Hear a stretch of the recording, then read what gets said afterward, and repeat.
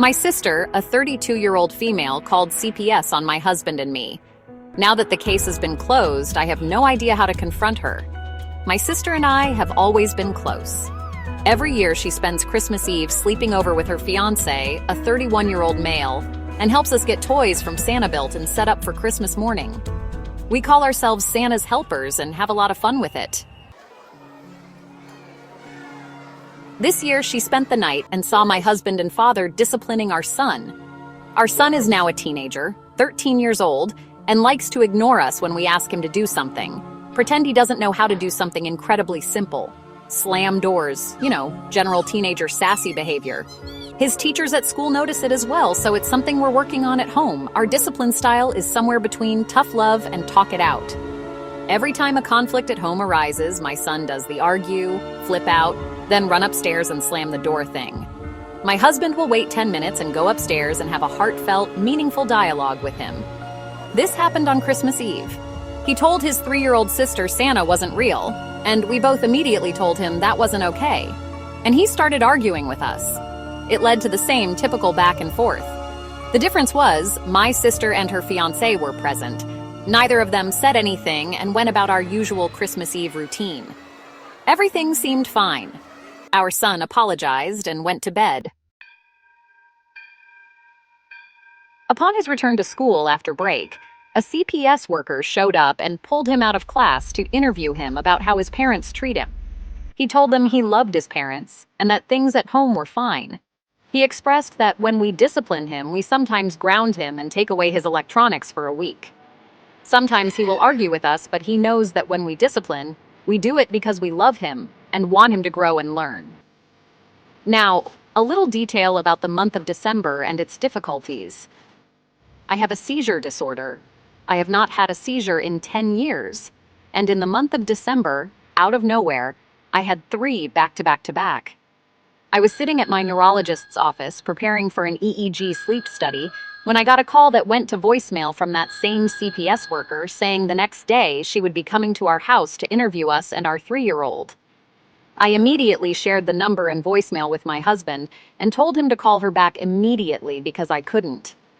So the very next day, after an exhausting round of seizure tests, she came over. When she arrived the next day, we got a better picture of the accusations she made against us. First, she claimed my husband was an alcoholic with anger issues. Second, she claimed we were starving our 3 children and had no food in the house. To answer the first accusation, it was Christmas Eve. All of our family was there, drinking eggnog or wine. No one in the house got sloshed except my sister, who drank an entire 18-pack of beer to herself that night. We do not have a drinking problem. It was a holiday with family and a delicious meal I spent all day preparing. My husband does not have anger problems whatsoever. We were upset at what our son said to his sister, but not in any way that would justify saying anyone in this house has anger issues. My dad and my husband pulled our son aside to talk to him about it. I really don't understand this one. To answer the second accusation, as the CPS worker toured our house, we showed her our pantry, fridge, and freezer. She literally laughed out loud and said, "There's enough food here to feed everyone in this house for 3 months. We are absolutely not starving our kids at all." And that was obvious right away. When the CPS worker was packing up to leave, she stated, "I'm grateful to be handling a case in a functional home with happy, healthy kids. Usually, it's quite the opposite." Today, she called us back and is closing the case by the end of today. She does not believe any further action is needed, and our risk score is low. Upon talking to my parents and brother, all agree this was for sure my sister based on talking with her themselves, though she has not outright admitted it. All agree this was the last thing my family needed while dealing with my health issues and restructuring our lives and schedules around the reality that I can't drive for 6 months, so I can't work. My husband and I see this as a major betrayal.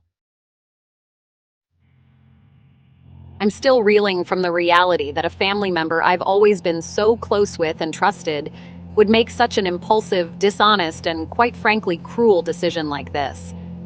I have spent weeks trying to figure out how to confront her, as she has not fully admitted to doing this, but has heavily implied it to everyone who's spoken to her. She went from being overly communicative the day of this interview, demanding I call her and tell her how it went, and in general blowing up my phone, to being silent and not speaking to me for weeks after I told her it went fine. I believe she knows I assumed she did this. I want to have a conversation with her, but I do not know how to do it. I feel betrayed by my sister and incredibly hurt. I do not want to react emotionally, but I do want her to know this was wrong.